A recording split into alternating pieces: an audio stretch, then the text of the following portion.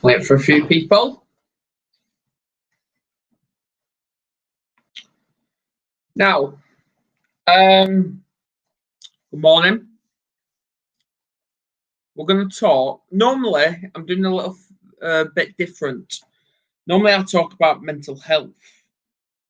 Now, obviously, today, I thought, let's spice things up a little bit and talk about learning disabilities, such as there's a wide range of disability out there. There's autism, there's dyspraxia, there's dyslexia. There's just loads. But today I thought, let's talk about ADHD. Now, obviously, we know what it is. But the question is, why do we not talk about it enough? Now, what is it? That's what you're going to be asking.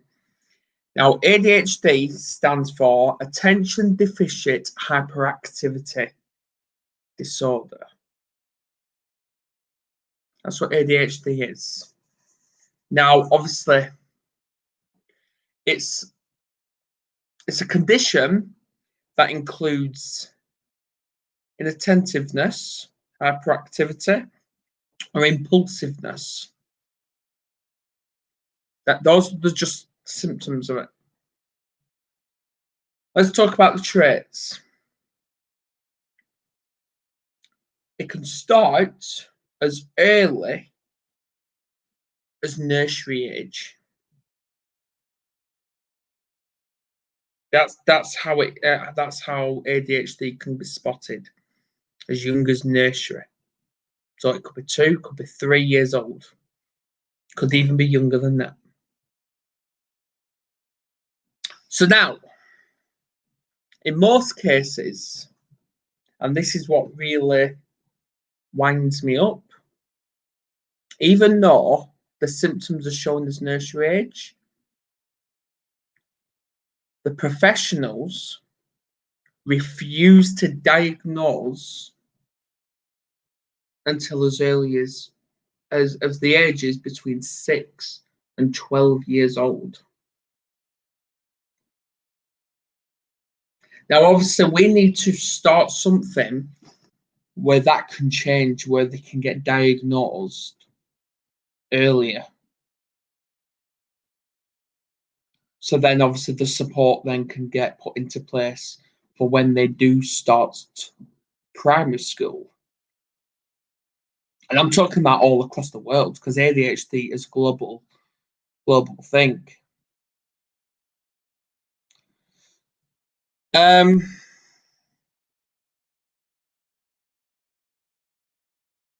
Now, obviously, people are going to be asking, why am I talking about this? Why am I talking about ADHD? Now, obviously, we've got kids. One has been diagnosed with autism. But after doing a bit of research, a bit of reading into it, there are signs of ADHD also. And I'll give you a bit of example. Now, my son Lucas, brilliant boy, brilliant. He's been diagnosed with not just autism or a speech and language disorder, but he's also been diagnosed with a sleep disorder also. Now, you're going to be thinking, what the hell does sleep got to do with ADHD? That's actually one of the symptoms of ADHD, is a sleep disorder, also as well as anxiety disorder.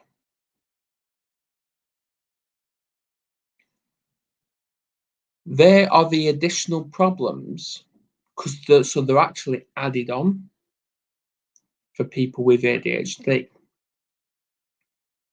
Children can go through phases where they are restless or attentive. That's true. Now, the most common issues, and I've got a list here. A list right here. I'm going to read some out. The most common issues for ADHD. Getting your child to sleep. That's where the sleep disorder kicks in. Getting your child ready for school. Now, obviously, I actually have only just learned that myself. Because obviously, we all know children don't listen. We all know that. But if there's a set routine, maybe things will be different. Maybe they can grow out of that. I don't know. Listening to or carrying out instructions, and that's what I've just touched on. But it's all about routine. That's what it's about. There's been times where we had to bribe our son with, for example, a toy or McDonald's, stuff like that, for us to actually get him out the house. Being organized now, well, that can be a range of things. That doesn't just have, it mentions that's one of the common issues of ADHD, but I know damn well that affects us all. I'm not organized and I don't have ADHD, but that's just one of the symptoms of it. Social occasions, so for example, like a family event, or even taking them to a fair, or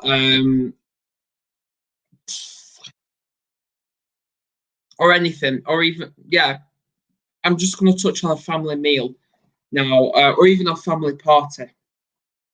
Now, obviously, this was, I'm only talking from experience with my son with this. Now, obviously, when there was a family party, for example, a birthday party was at the time, things were a little bit loud. And my son just ended up wandering off upstairs to get a little bit of privacy and to calm down. Sensory overload. So this is why with autism, it overlaps things. It's like obviously with me, I've been only pre-diagnosed with Asperger's, but which obviously is on the autism spectrum. It overlaps with dyspraxia, but obviously I'll save that for a different day. Now, obviously, with my son, he's been diagnosed with autism, but it's going to be overlapped, and he's actually in the process of being assessed for ADHD. So this is what we're talking about when it comes to ADHD, that there is those factors when it comes to it. So when it comes to social occasions, if you're, for example, you're with your child at a family event and things get a little bit difficult for them, they do tend to just wander off upstairs and end up putting ear defenders on. Hi, Leah. Hope you're welcome.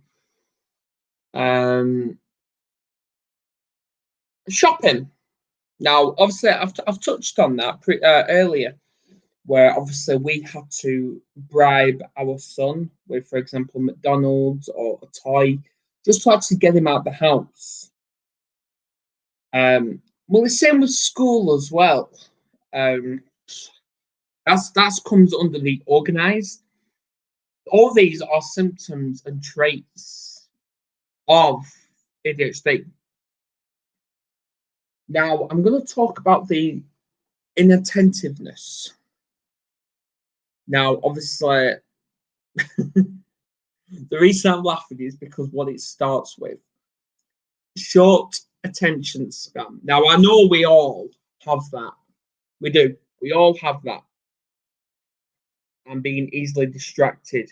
Now, in some cases, that just doesn't affect people with ADHD. It can affect many of us, people with dyspraxia, people with autism. That's what being easily distracted actually does to you. So obviously, it's all about being patient and being flexible with that person instead of actually attacking that person, because I know how it feels. Making careless mistakes, for example, schoolwork. Now, obviously, I'm going to touch on my daughter with that one. She's being assessed for ADHD at the minute as well as my son. Now, with her, for example, I'm actually going to do it on a piece of paper so I can show you guys. I'm just going to write the word. I don't know. Leah, give me a word. Any word. It doesn't matter. And any word. I'll do can. Yeah, I'll do the word can. Now, obviously, this is how normally. Right, happy. Okay, I'll do happy. Yeah. Right. Normally, it's supposed to be like that. Now, that's the normal way to write it. What my daughter does is this in her schoolwork. I'm going to do it.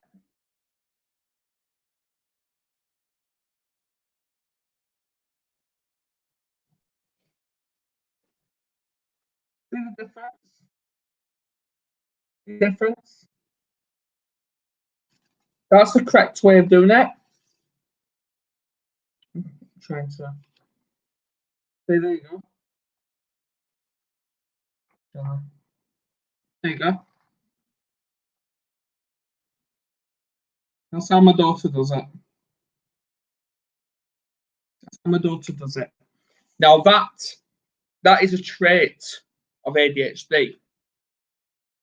Now, obviously, and that's making a careless mistake with a schoolwork.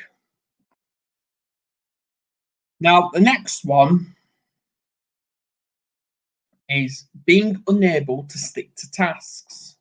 Now, for example,